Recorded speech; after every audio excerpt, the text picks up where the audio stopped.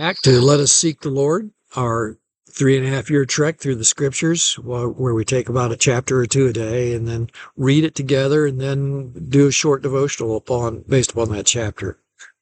Today we are looking at Leviticus 22, 1 through 33. Let's begin reading. Then the Lord spoke to Moses, saying, Speak to Aaron and his sons, that they separate themselves from the holy things of the children of Israel, and that they do not profane my holy name by what they dedicate to me. I am the Lord. Say to them, whoever of all your descendants throughout all your generation who goes near the holy things which the children of Israel dedicate to the Lord, while he still has uncleanness upon him, that person shall be cut off from my presence. I am the Lord. Whatever man of the descendants of Aaron who is a leper, who has a discharge, shall not eat of the holy offerings until he is clean.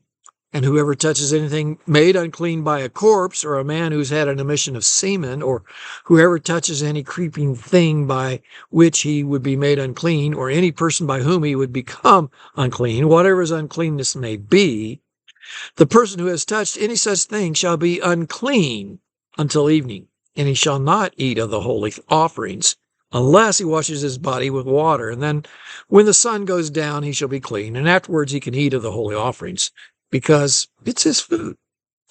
Whatever dies naturally is torn by beast, he shall not eat to defile himself with it. I am the Lord. They shall therefore keep ordinance, lest they bear sin for it and die thereby, if they profane it. I, the Lord, sanctify them. No outsider shall eat of the holy offering. One who dwells with the priest or a hired servant shall not eat of the holy thing. But if a priest buys a person with his money, he may eat it, and one who is born in his house may eat his food. If the priest's daughter is married to an outsider, she may not eat the holy offerings. But if the priest's daughter is a widow or divorced and has no child, and has returned to her father's house as in her youth, she may eat her father's food, but no outsider shall eat it. If a man eats the holy offering unintentionally, then he shall restore a holy offering to the priest and add 1/5 to it.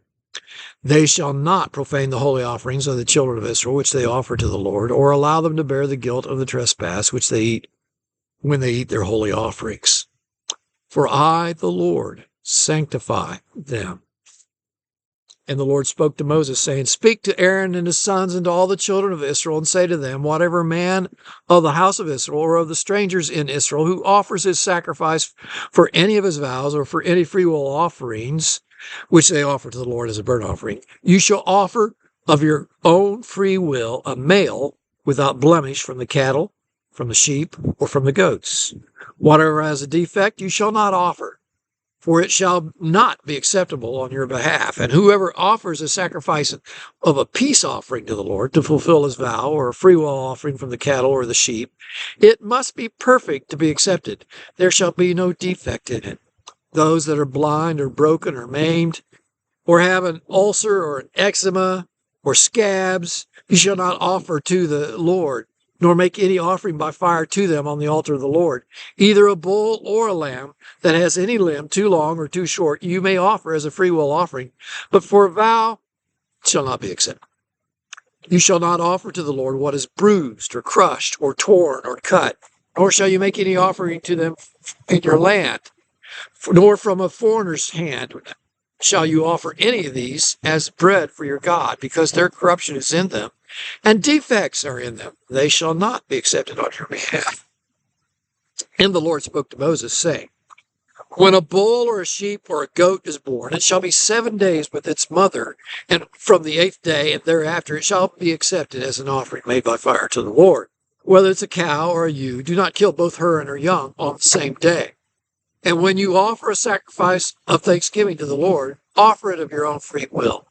On the same day it shall be, you shall leave none of it till morning. I am the Lord. Therefore you shall keep the commandments and perform them. I am the Lord.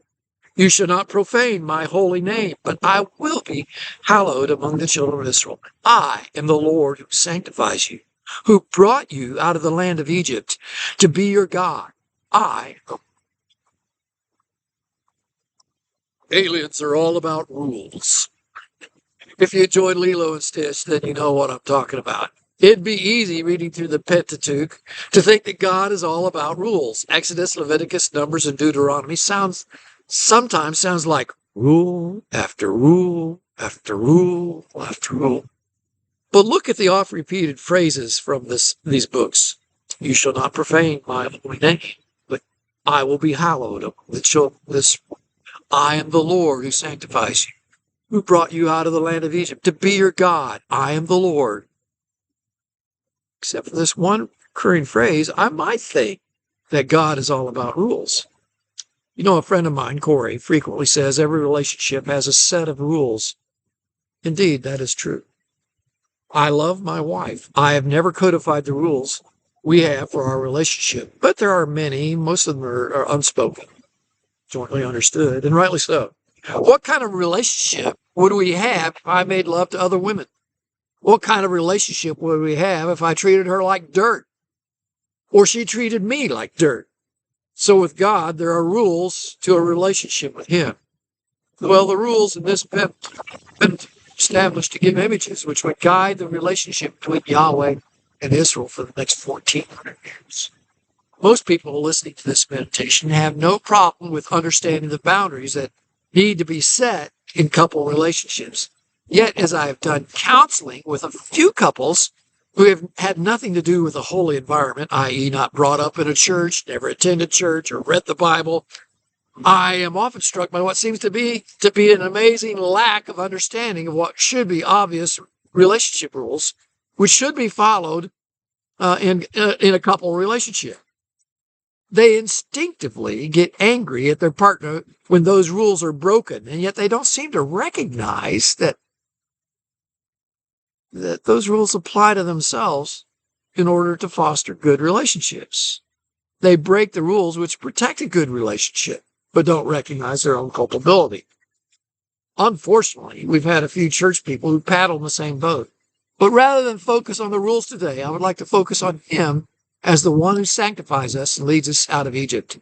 The damage people do to one another by not following the relationship rules is lethal. It's filthy. It has to be cleansed in order for the relationship to be restored. So too, in our relationship with the Lord, the damage that we have done to our relationship with Him is lethal. It is filthy. And it must be cleansed in order for our relationship to be restored. However, how do we cleanse ourselves? It's like trying to cleanse ourselves when we're in a desert with no access to soap or water. It just can't be done. God knows. He takes the initiative to cleanse us. Can you imagine a man desiring to make love to a prostitute whose 100 previous partners were infected with AIDS, and then she rolled in a sewer before coming to the man? I don't want to imagine it, and I'm sure you don't either, but I believe that our sin makes us like that before a holy God. It's impossible for us to cleanse ourselves of such filth.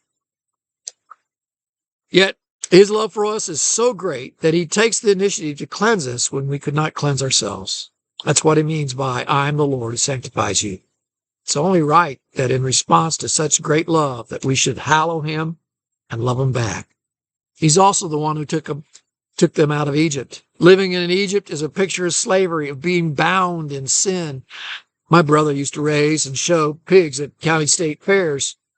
For the show, we would always wash the pig and groom it to make it look nice for the show. However, as soon as we had the pig back home, it would always head for the pond or mud. Why? Well, the nature of a pig is such that to remain cool, it must have wet skin.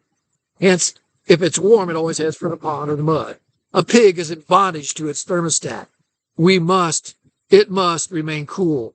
We're in bondage to our sin nature. We feel a compulsion to sin. But Jesus will deliver us out of that bondage. He sets us free. One would think that if we focus on His sanctifying power and His bondage-breaking power, we would realize His awesome love, His awesome mercy, His awesome grace. Oh, that gives me such great hope. He's gracious, He's merciful, and it tells me of His great glory. Indeed, we serve a glorious King. Speak His glory to someone today.